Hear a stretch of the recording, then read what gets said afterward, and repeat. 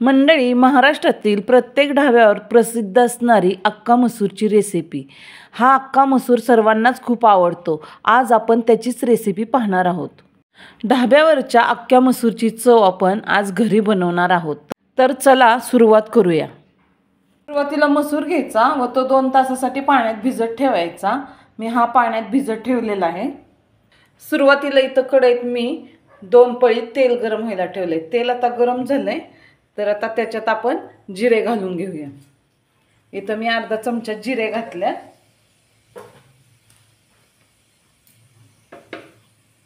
जिरे चांगले जरा कलर बदलून द्यायचे.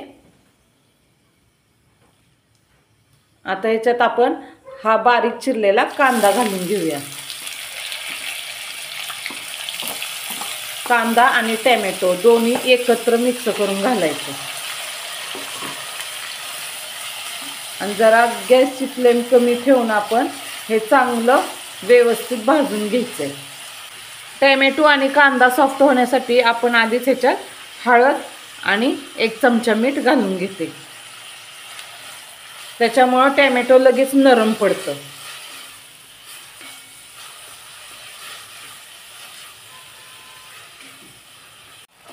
आता कांदा थोडा नरम पडलाय. आता ह्याच्या मध्यभागी मी 2 दालचिनीचे तुकडे आणि 2 तमालपत्रे टाकते, म्हणजे ह्याचा चांगला सुगंध येईल. सगळ्या ह्याच्यात आधी टाकलं ना तर करपून जातं. आता याच्यात आपण 1 चमचा लसूण अद्रकची पेस्ट घातली.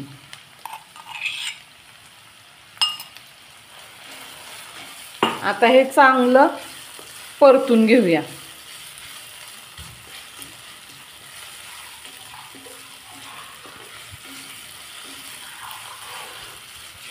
आता हे परतताना ह्याच्यात थोडी कोथिंबीर घालायची, म्हणजे चांगला स्वाद येतो.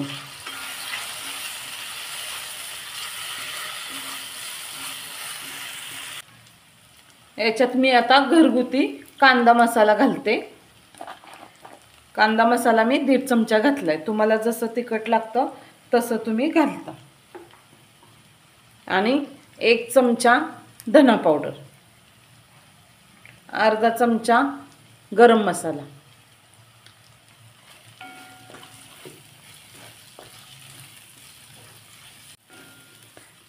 आता कांदा टोमॅटो एकदम सॉफ्ट झालेला आहे, गिरवी टाईप. आता आपण ह्याच्यात हा अक्का मसूर भिजवलेला घालूया.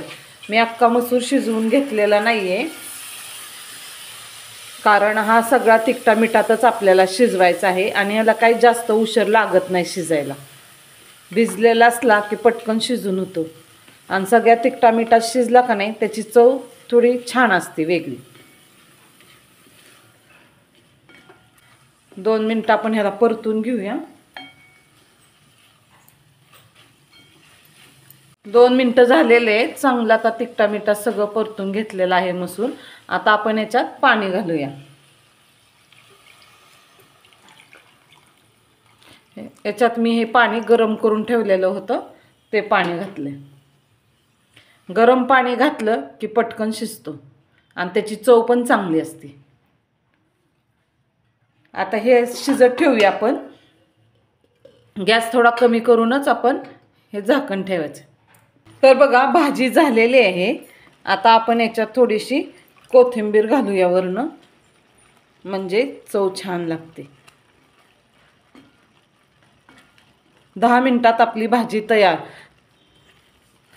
आपण मसूर उकडून इथे घेतला नव्हता शिजवून, तरीसुद्धा 10 मिनिटात भाजी झालेली आहे. आता गॅस बंद करूया. माझ्या रेसिपी तुम्हाला आवडत असल्या तर लाईक आणि सबस्क्राईब करायला विसरू नका. आणि प्लीज कमेंटमध्ये सांगत जावा माझ्या रेसिपी तुम्हाला कशा वाटल्या. आणि तुमच्या आवडीच्या रेसिप्यांचं सजेशन मला देत जावा. मी त्या रेसिपी तुमच्यासाठी बनवत जाईन.